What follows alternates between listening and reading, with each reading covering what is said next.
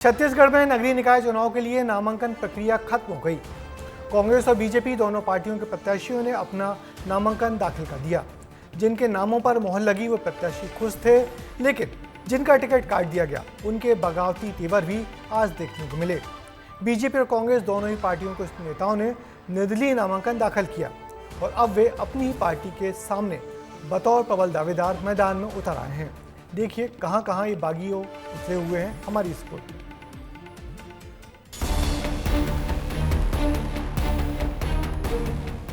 छत्तीसगढ़ में नगरीय निकाय चुनाव के नामांकन का आखिरी दिन हंगामेदार रहा। पार्टी ने जिन्हें टिकट दिया उन्होंने गाजे बाजे के साथ अपना नामांकन करवाया, लेकिन जिन्हें टिकट नहीं मिला उन्होंने बगावत की। दोनों ही पार्टी में बगावत साफ नजर आई। रायपुर के 70 वार्ड में से बीजेपी ने सभी 70 वार्ड में प्रत्याशियों के नाम जारी कर दिए थे, लेकिन कुछ लोग नाराज हुए, कुछ ने इस्तीफे दिए। तो आज नामांकन के आखिरी दिन जितेंद्र साहू बगावत पर उतर आए और बीजेपी पर जमकर हमला बोल दिया।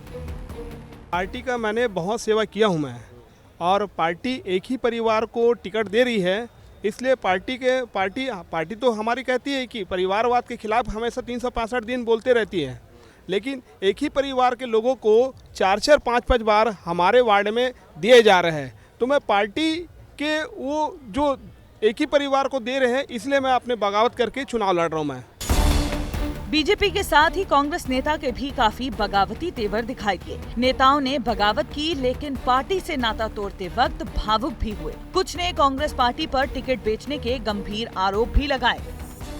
पिछले 5 वर्षों में जो काम किया हूँ मेरे वार्ड में, वो पूरे मेरा वार्ड की जनता नहीं, पंडित रविशंकर शुक्ला वार्ड की, वो पूरा रायपुर शहर जानता है कि कोरोना काल से लेके आज तक जो भी इनोवेटिव रायपुर नगर निगम का आइडिया है, वो कहीं ना कहीं उसमें मेरा कुछ योगदान रहा है। और मैं पूरी निष्ठा और ईमानदारी के साथ पिछले 5 वर्षों से अपने वार्ड की सेवा कर रहा हूँ।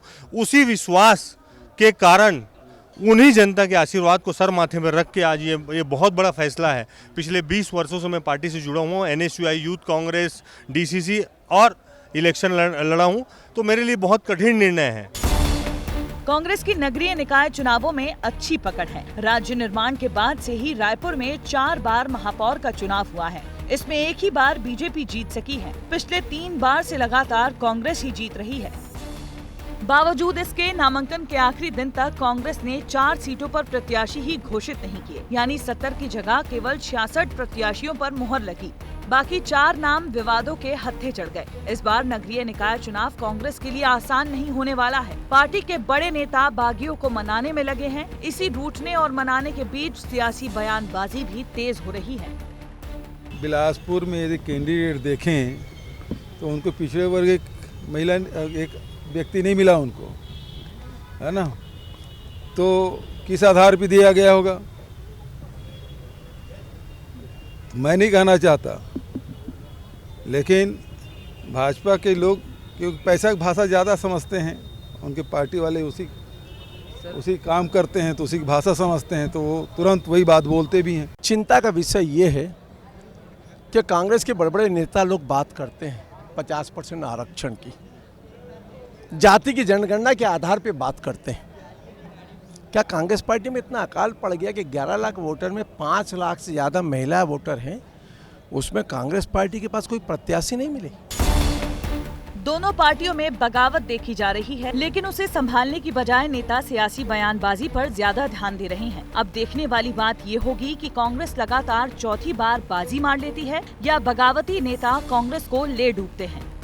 दिलचस्प बात यह है कि सभी अपनी जीत का दावा कर रहे हैं। अब लगातार कई दिनों तक चुनाव प्रचार चलेगा। जनता के बीच ये अपनी अपनी बातें ले जाएंगे। देखना होगा जनता किसके पक्ष में मुहर लगाती है, किसे अपना प्रतिनिधि बनाती है। वीडियो जर्नलिस्ट खेमराज आवड़े के साथ नितेश गर्ग, विस्तार न्यूज। निकाय चुनाव के लिए नामांकन दाखिल हो चुके हैं और प्रत्याशी जनता को अपने पक्ष में करने के लिए जुट गए हैं।